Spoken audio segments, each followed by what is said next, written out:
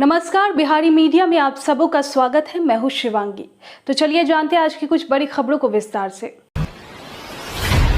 जातीय गणना पर राहुल गांधी का दावा। मैंने नीतीश कुमार को कहा था कि कास्ट सर्वे कराना ही पड़ेगा, मैं आपको छूट नहीं दूंगा।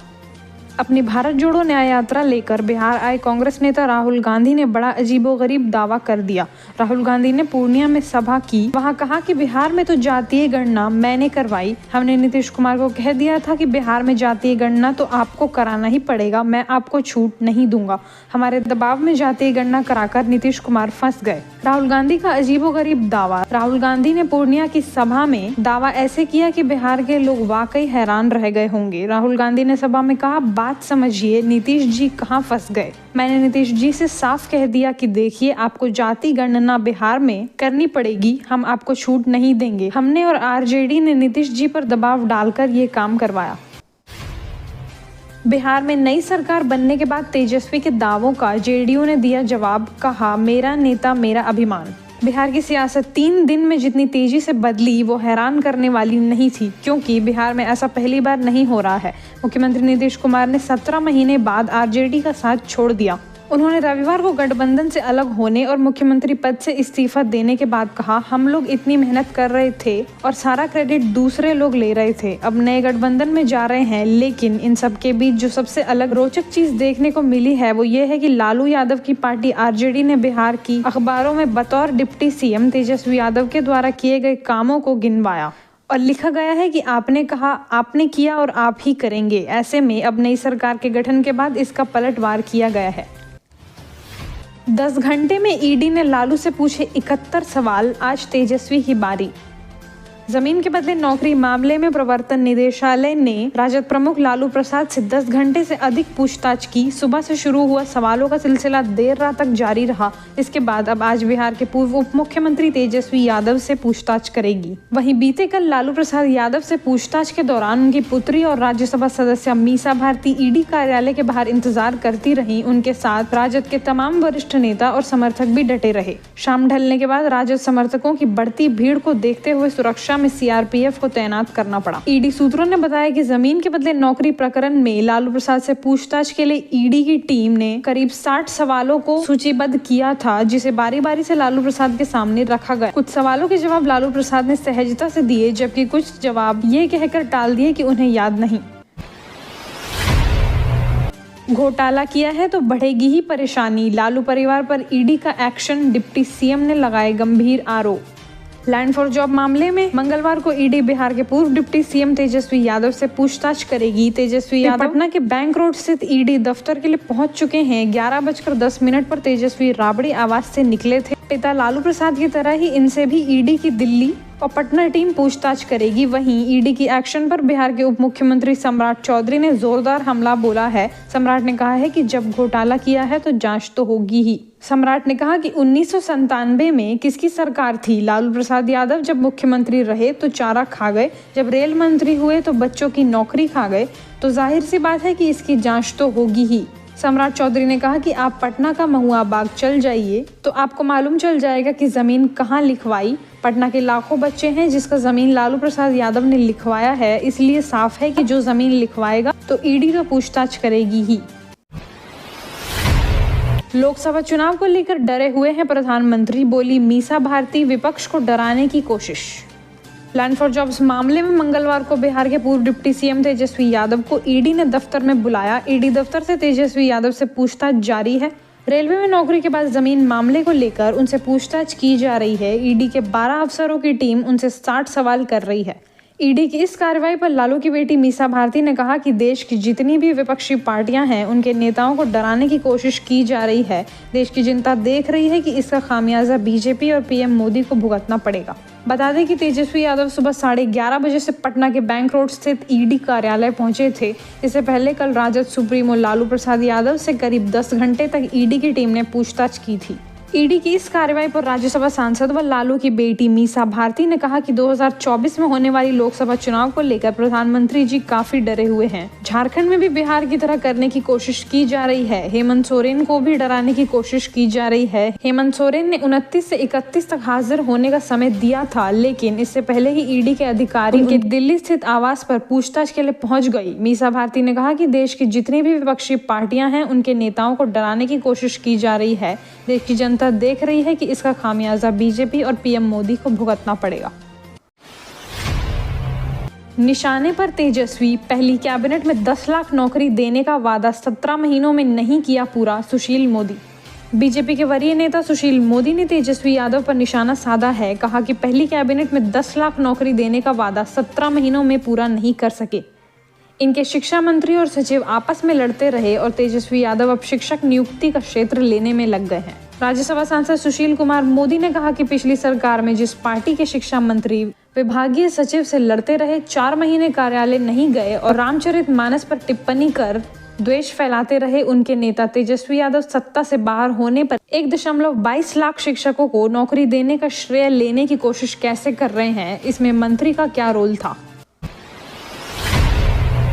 नियोजित शिक्षकों ने सक्षमता परीक्षा का बहिष्कार करने का ऐलान किया। सरकार से कहा, पहले तानाशाही शर्तों को बदलो।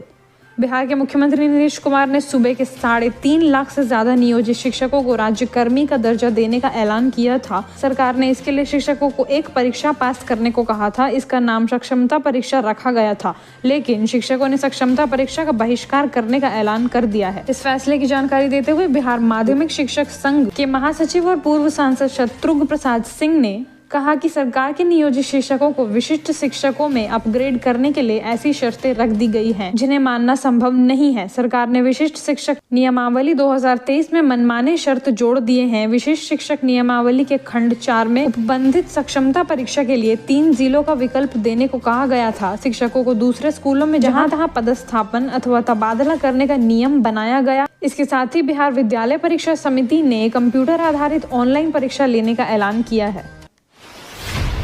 बजट सत्र से पहले रद्द होगा सभी सांसदों का निलंबन, मोदी सरकार का बड़ा फैसला। आज 31 जनवरी से शुरू होने वाले संसद के बजट सत्र से पहले सभी सांसदों का निलंबन रद्द किया जाएगा। संसदीय कार्य मंत्री प्रहलाद जोशी ने इसकी जानकारी दी। उन्होंने कहा कि शीतकालीन सत्र के दौरान निलंबित विपक्षी सांसदों का निलंबन रद्द किया जाएगा। इस दौरान सभी 11 राज्यसभा सांसदों का निलंबन रद्द कर दिया गया है। दरअसल पिछले साल शीतकालीन सत्र के दौरान 146 सांसदों को निलंबित कर दिया गया था। विपक्षी सांसद लोकसभा में सुरक्षा उल्लंघन को लेकर केंद्रीय गृह मंत्री से बयान की मांग कर रहे थे। भारी हंगामे के बाद इन सांसदों को निलंबित किया गया था। इसके बाद आज अब सर्वदलीय बैठक से बाहर आने के बाद निलंबित सांसदों के निलंबन को रद्द करने के बारे में पूछे जाने पर संसदीय कार्य मंत्री प्रहलाद जोशी ने कहा, सभी रद्द किए जाएंगे। मैंने अध्यक्ष और सभापति से बात की है। मैंने सरकार की ओर से भी उनसे अनुरोध किया है। ये अध्यक्ष और सभापति का अधिकार क्षेत्र है, इसलिए हमने उन दोनों से अनुरोध किया है कि वो संबंधित विशेषाधिकार प्राप्त समितियों से बात करें, निलंबन रद्द करें और उन्हें सदन में आने का अवसर दें। बिहार के बाद झारखंड में होने वाला है खेला, सत्ताधारी दल के विधायकों को रांची में रहने का आदेश। कथित जमीन घोटाले में घिरे मुख्यमंत्री हेमंत सोरेन के लापता होने के बीजेपी के दावों के बीच झारखंड में सियासी हलचल तेज हो गई है।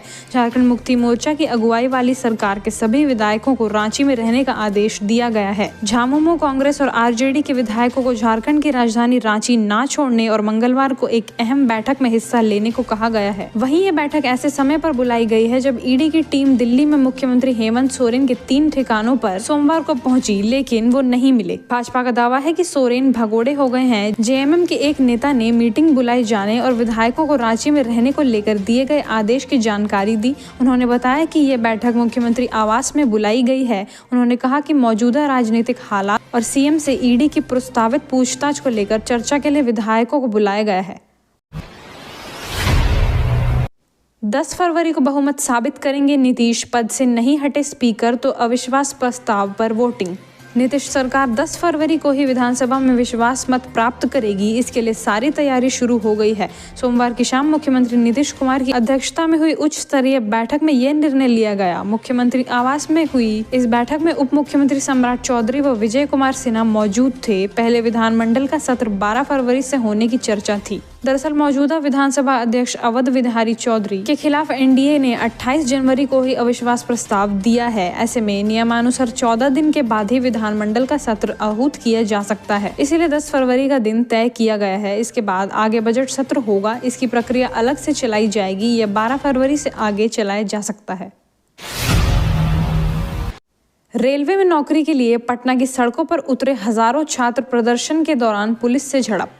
पटना रेलवे में असिस्टेंट लोको पायलट भर्ती के लिए वैकेंसी कम होने के कारण रेलवे प्रतियोगी परीक्षा की तैयारी कर रहे छात्र मंगलवार को एक बार फिर पटना की सड़कों पर उतर आए। रिक्तियां बढ़ाने की मांग को लेकर प्रदर्शन कर रहे अभ्यर्थी पहले बाजार समिति नहर और फिर भिगना पहाड़ी मोड़ पहुंचे। इस दौरान भारी संख्या में पुलिस बल की तैनाती की गई थी, जिसे देख विरोध कर रहे अभ्यर्थी कुछ देर के लिए इधर उधर भागने लगे। इस दौरान प्रदर्शन के कारण कई जगहों पर ट्रैफिक जाम की स्थिति भी पैदा हो गई, जिसे लोगों को काफी परेशानी का सामना करना पड़ा। प्रदर्शन कर रहे अभ्यर्थी बाजार समिति नाला भिगना पहाड़ी होते हुए गांधी मैदान की ओर जा रहे थे। इस दौरान पुलिस ने अभ्यर्थियों को रास्ते में लंगर टोली मोड़ के पास रोक दिया। इस वजह से प्रदर्शनकारियों और पुलिसकर्मियों के बीच हल्की झड़प भी हुई। मौके पर भगदड़ भी मच गई। हालांकि पुलिस द्वारा रोके जाने के बाद भी हजारों की संख्या में अभ्यर्थी गांधी मैदान की ओर बढ़ गए। बिहार के 9 शहरों में BSEB कराएगा मेडिकल व इंजीनियरिंग की मुफ्त तैयारी। 8 फरवरी तक करें आवेदन। बिहार बोर्ड के 2024 के मैट्रिक एग्जाम में भाग लेने वाले छात्र छात्राओं के लिए बिहार विद्यालय परीक्षा समिति ने मेडिकल व इंजीनियरिंग की मुफ्त तैयारी कराने के लिए सुनहरा अवसर प्रदान किया है। इसके लिए योग्य छात्र छात्राओं का चयन प्रवेश परीक्षा के आधार पर किया जाएगा, जिसके लिए ऑनलाइन आवेदन आमंत्रित किया गया है। मेडिकल व इंजीनियरिंग की तैयारी के इच्छुक छात्र 8 फरवरी की रात 12 बजे तक ऑनलाइन आवेदन सबमिट कर सकते हैं। इसके लिए 100 रुपए का शुल्क भी देय होगा। बिहार विद्यालय परीक्षा समिति की वेबसाइट पर लॉगिन करना होगा। आवेदन 26 फरवरी से ही एक्सेप्ट किया जाएगा। बिहार बोर्ड ने छात्रों को दी राहत। इस साल से परीक्षार्थी जूता मोजा पहनकर दे सकेंगे एग्जाम।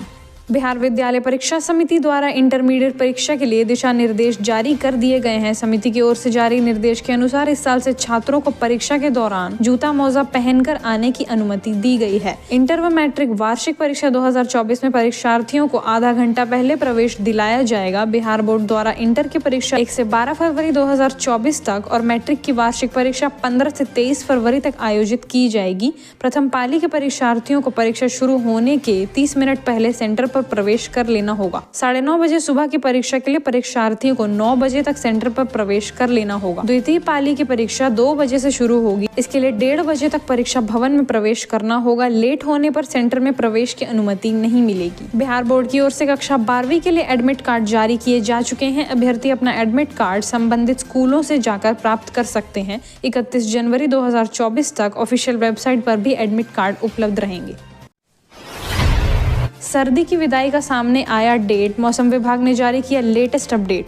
बिहार में इस वर्ष मौसम में बदलाव खूब देखने को मिल रहा है। इसी क्रम में सोमवार की दोपहर खिली धूप के बाद से सर्दी भरी ठंड में कमी भी आई। कई दिनों से अपने घरों में कैद लोगों ने बंद कमरों से बाहर निकलकर धूप का मजा भी लिया। धूप तेज रहने के कारण काफी देर तक बैठना संभव नहीं था, जबकि सुबह में घने कोहरे से जनजीवन अस्त व्यस्त हो गया था। सड़कों पर वाहन नहीं दिखाई दे रहे थे। जो सड़कों पर वाहन चल रहे थे वो रेंगते नजर आ रहे थे। चाणक्य IAS अकेडमी पटना को मिला सर्वश्रेष्ठ संस्थान की मान्यता।